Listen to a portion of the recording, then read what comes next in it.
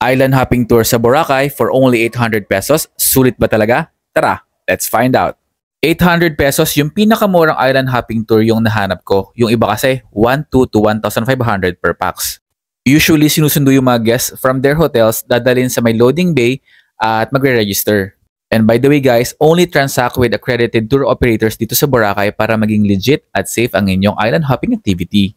Merong orientation yung crew for every destination na pupuntahan, kaya make sure na makinig at huwag magpasaway. At ang ating first stop ay ang Puka Shell Beach. Dito usually yung famous na crystal kayak, pero since pang ilang balik ko na dito, in-skip ko na muna yon. By the way guys, mas mura yung crystal kayak pictorial nila kapag kasama ka sa tour. 150 pesos lang yung single nila sa amin compared sa iba na 300 to 500 per pax per hour. Pwede kayong mag-picture taking at enjoy ang napakagandang beach na ito. White sand talaga siya at merong greenery sa backdrop.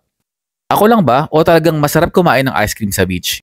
Buti na lang merong mga vendors dito. So make sure to bring your cash or kung wala naman, you can pay via GCash. Perfect para may energy ka para sa iyong Instagram-worthy pictures. Maganda yung quality ng water dito kaya ang sarap lang magbabad. Kaso biglang umulan kaya naman oras na para mag-pack up at pumunta sa ating next destination. At ang next stop natin ay isang marine protected area para sa ating snorkeling activity. Free yung gamit ng goggles pero merong bayad na 100 pesos pero voluntary lang naman.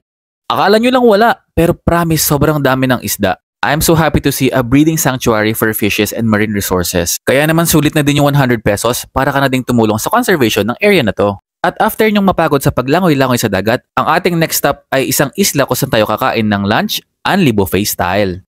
Kubo style yung kainan at there's more than enough seat for everyone.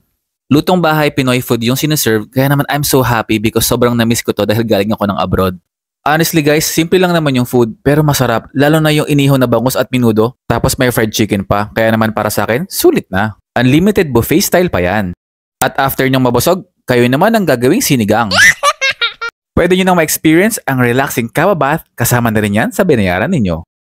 At ang ating last destination ay ang Crystal Cove. Merong 300 peso entrance fee kapag papasok kayo sa loob ng cove. Pero pwede naman ding mag-swimming na lang kayo sa magandang beach nila dito for free. Or pwede nyo ring explore yung gilid ng isla, making this a perfect rest stop before heading back to the Boracay Island. So what do you think guys? Sulit ba yung 800 pesos? For me, yes na yes. Kaya naman isave, like at ishare nyo na ang video na to para sa next punta mo sa Boracay. Alam mo na at hindi ka maloloko. See ya!